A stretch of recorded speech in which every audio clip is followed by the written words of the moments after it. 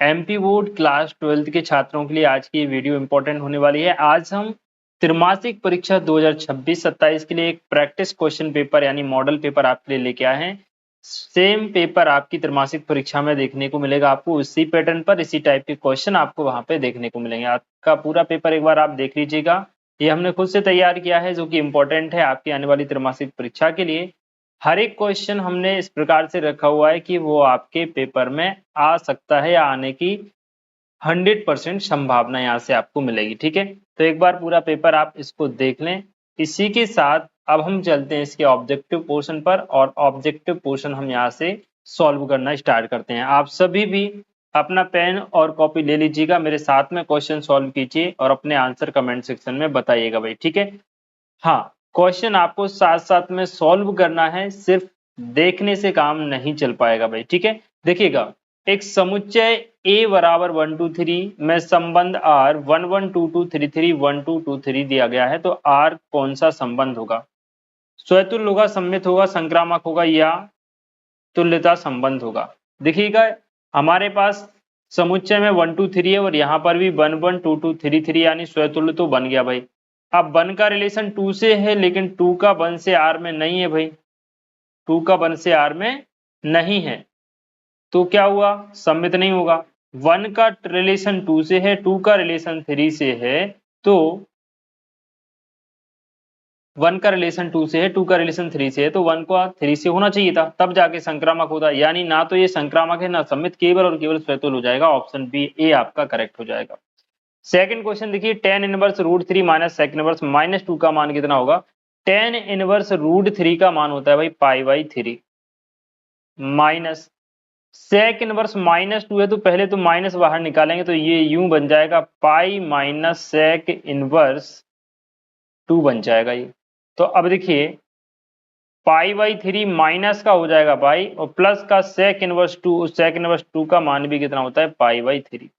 ठीक है भाई, अब आप देखें तो ये बन जाएगा हमारे पास 3, तो एलसीएम आ गया, यहाँ पाई बचेगा, यहाँ माइनस का पाई हो जाएगा, माइनस का 3 पाई हो जाएगा, और यहाँ पर कितना है भाई? पाई है। तो ये बनेगा आपका माइनस का π/3, क्योंकि ये पाई और पाई 2 पाई हो जाएगा, माइनस करेंगे 3 पाई, तो माइनस का π/3 आएगा। ऑप्शन बी आपका करेक्ट होगा। A बराबर AIJ M गुणा n एक वर्ग आव्यूह है, तो क्या होता है भाई? वर्ग आव्यूह में m और n बराबर होते हैं, यानी पंक्ति स्तंभ बराबर होती हैं। सी ऑप्शन आपका करेक्ट होगा। आप सभी अपने आंसर कमेंट सेक्शन में बताते जाएं। यदि A एक 3 गुणा 3 कोटि का व्युत्क्रमणीय आव्यूह है, तो वर्ग आव्यूह एडजॉइंट A का मान कितना होगा? वेरी इंपॉर्टेंट क्वेश्चन है। अब आप मेरी बात सुनिए, अगर मान लीजिए A कोई आव्यूह है और उसकी कोटि n है, n कोटि का मतलब जैसे 2 गुणा 2 कोटि का है, तो n बराबर हम यहाँ क्या कहेंगे? 2 कहेंगे। ठीक है, 3 गुणा 3 कोटि का है, तो n बराबर क्या कहेंगे? 3। तो अगर A n कोटि का एक आव्यूह है, तो एडजॉइंट A का जो सारणिक होता है उसका मतलब क्या होता है? उसका मतलब होता है आव्यूह जो A है उसका सारणिक, और उसकी घात हो जाती है n-1। जैसे यहाँ पर हमारे पास कोटि कितनी है? 3, और एडजॉइंट A का मान पूछ रहा है, तो यहाँ पे A एडजॉइंट A का जो सारणिक होगा वो सारणिक A के वर्ग के बराबर होगा, यानी 3 से 1 घात कम कर देंगे तो 2 लगेगी। बी ऑप्शन करेक्ट होगा भाई। y बराबर log sin x है, तो dy/dx क्या हो जाएगा? देखिए भाई, y बराबर क्या है? log sin x। आप इसका अवकलन करेंगे तो dy/dx log x का होता है 1/x, यानी 1/sin x हो जाएगा, और sin का करेंगे तो क्या हो जाएगा? cos x। cos बटे sin क्या होता है? cot x। तो इसमें आपका cot x आंसर हो जाएगा बी ऑप्शन। वृत्त के क्षेत्रफल में परिवर्तन की दर क्या होगी? यदि r के सापेक्ष जब r कितनी हो? 6, तो वही वृत्त का क्षेत्रफल होता है πr² a। इसमें परिवर्तन की दर निकालोगे तो dA/dt dr, r के सापेक्ष निकालना है, तो यहाँ पर हो जाएगा 2πr। तो 2πr का मान रखोगे 6, 6 दूनी कितना हो जाएगा? 12π। आंसर आपका हो जाएगा बी ऑप्शन। रिक्त स्थानों की पूर्ति देख लीजिए भाई फटाफट से। मुख्य मान शाखा में साइन इनवर्स x की रेंज क्या होती है? तो लिखना मेरे भाई -π/2 से +π/2, बट क्लोज इंटरवल में होता है। एक तत्समक आव्यूह सदैव एक वर्ग आव्यूह होता है भाई। क्या होता है? हमेशा क्या रहता है? एक वर्ग आव्यूह होता ही होता है। यदि आव्यूह ए का सारणिक मान मॉड ऑफ ए बराबर 0 यानी सारणिक ए बराबर 0 हो तो ए क्या कहलाता है? अगर 0 हो तो ए अव्युत्क्रमणीय आव्यूह कहलाता है। कौन सा? अव्युत्क्रमणीय। एफ एक्स बराबर मॉड एक्स, एक्स बराबर 0 पर अवकलनीय नहीं है भाई। संतत तो हो जाएगा बट अवकलनीय नहीं है। ठीक है ना, ये वाला ऑप्शन सही होगा। किसी वक्र के x बराबर a पर स्पर्श रेखा की प्रवणता m बराबर हो जाएगी dy/dx और यहाँ पे आप लिख देंगे x बराबर a। स्पर्श रेखा की प्रवणता को हम dy/dx से भी दर्शाते हैं, f' से भी दर्शाते हैं और उसी को हम tan थीटा भी लिखते हैं। तो हम यहाँ पे dy/dx लिखेंगे। e की पावर sin x और ब्रैकेट में sin x plus cos x dx का समाकलन क्या होगा? अब देखिए 7 अध्याय भी कभी कभी त्रिमासिक परीक्षा में आ जाता है, तो यहाँ पे 7 अध्याय का क्वेश्चन भी हमने लिया हुआ है। आप देखो, एक फॉर्मूला होता है कि इंटीग्रेशन, ये चिन्ह होता है इंटीग्रेशन का, इंटीग्रेशन एफ एक्स ई एक्स, ब्रैकेट में अगर कोई फलन एफ एक्स है और उसी ब्रैकेट में प्लस के बाद उस फलन एफ एक्स का अवकलज दिया हुआ है यानी एफ डैश एक्स दिया हुआ है और dx, तो उसका जो समाकलन होता है वो डायरेक्टली हो जाता है e की पावर x इंटू में एफ एक्स। इसका मतलब क्या हुआ आप समझिए। जैसे मैंने आपसे कहा एफ एक्स बराबर एक फलन क्या है भाई? साइन एक्स है। अब मैंने कहा एफ डैश एक्स बराबर क्या हो जाएगा? तो आप कहेंगे सर कॉस एक्स हो जाएगा। अब मेरी बात आप ध्यान से सुनिए और समझिएगा। यहां पर आप देखो क्या लिखा है, ई एक्स लिखा है, ब्रैकेट में अगर एफ एक्स लिखा हो इसको मैं एफ एक्स लिख सकता हूं और प्लस में एफ डैश लिखा हो तो इसको मैं एफ डैश एक्स लिख देता हूं। तो यही चीज मैंने यहाँ बताई कि ई एक्स और अगर ब्रैकेट में एफ एक्स और प्लस के बाद उसका एफ डैश एक्स लिखा हो यानी उसका अवकलज लिखा हो तो उसका आंसर सीधा क्या होता है? ई एक्स इंटू एफ एक्स, यानी ई एक्स और एफ एक्स, ये आंसर आता है। तो हमारे पास ई एक्स की जगह तो ई एक्स और एफ एक्स की जगह क्या है? साइन एक्स, ये आपका आंसर हो जाएगा। आई होप मेरी बात आप समझ पाए होंगे। ठीक है ना, चलिए भाई इसी के साथ सही जोड़ियां हम देख लेते हैं।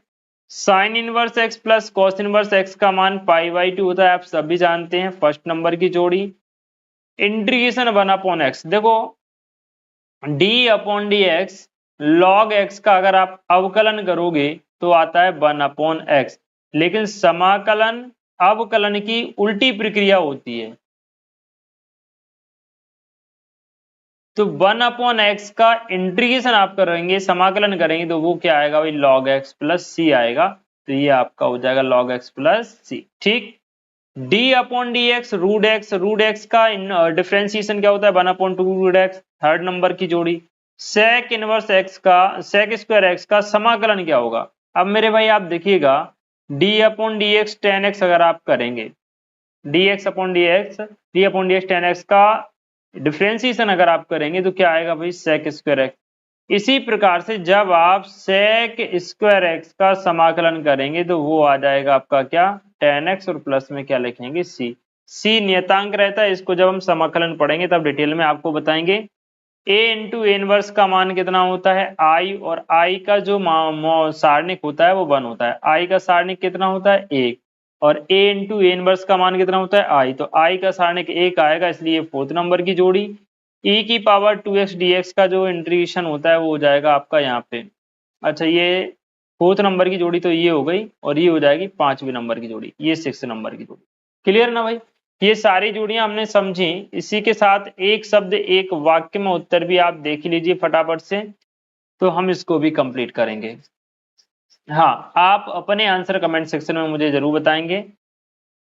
और अभी तक 2 से 3 पेपर 12th क्लास के हम डाल चुके हैं। सारे पेपर अगर आप लगा लेते हैं तो मैं यकीन से कह सकता हूं कि आपका त्रिमासिक में कोई क्वेश्चन आउट नहीं होगा।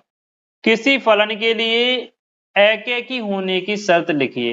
एकैकी के लिए यदि f(x1) का मान बराबर है f(x2) तो ये जरूरी है कि x1 बराबर हो x2। क्लियर? आव्यूह ए विषमांग सममित, विषमांग सममित यानी विषम सममित कब कहलाता है? यदि ए का पूरक अगर निकाला जाए तो वो -a के बराबर आ जाए। डी अपॉन डी एक्स ए की पावर एक्स का जो डिफरेंशिएशन होता है ए की पावर एक्स लॉग ए होता है। यदि डिटर्मिनेंट समीकरण में दिए गए हैं तो x का मान क्या होगा। ये क्वेश्चन बेटा अनकम्प्लीट है, वो डिटर्मिनेशन आपको जब दिया जाएगा तभी जाके आप उसको कॉल कर पाएंगे, तो इसको स्किप कर दो, ये क्वेश्चन ही रॉन्ग है। अभी रॉले के प्रमेय में एफ डैश सी का मान कितना होता है, तो भाई रॉले के प्रमेय में एफ डैश सी का मान होता है 0, बट रॉले की थ्योरम अभी के सिलेबस से हटा दी गई है, बाई मिस्टेक क्वेश्चन आ गया है, तो ये क्वेश्चन आपके काम का नहीं है, बट याद रख लेना कि भाई इसका मान 0 होता है। हाँ, 1/1 plus x square integration dx का मान क्या होगा। मेरे भाई एक बात आप मुझे बताइए, अगर मैं आपसे कहूं कि आप मुझे tan इनवर्स एक्स का अवकलन बता दो क्या होता है, तो आप फटाक से बता देंगे 1/1 प्लस एक्स स्क्वायर। तो अब बस मैं आपसे ये पूछ रहा हूँ कि आप मुझे 1/1 प्लस एक्स स्क्वायर का समाकलन बता दो।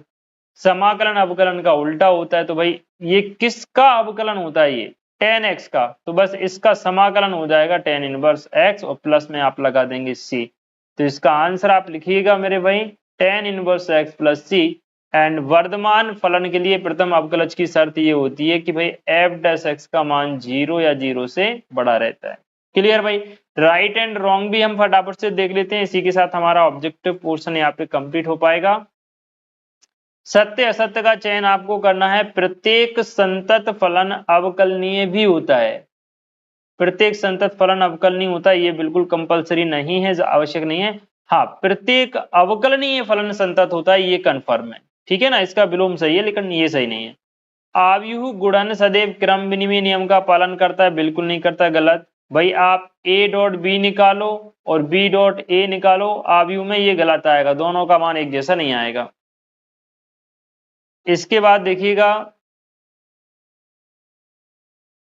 कॉस इनवर्स माइनस एक्स बराबर pi minus cos inverse x होता है, बिल्कुल राइट है। एक विषम सममित आव्यूह के विकर्ण के सभी अवयव शून्य होते हैं, ये भी राइट है। a बराबर 0 नहीं है तो आव्यूह a व्युत्क्रम नहीं होता है, बिल्कुल राइट। वक्र के जिस समतल पर स्पर्श रेखा x अक्ष के समांतर होती है वहां dy अपॉन dx 0 होता है, बिल्कुल राइट है। इंटीग्रेशन tan x dx बराबर log sec x, ये भी आपका राइट आंसर है, ठीक है ना।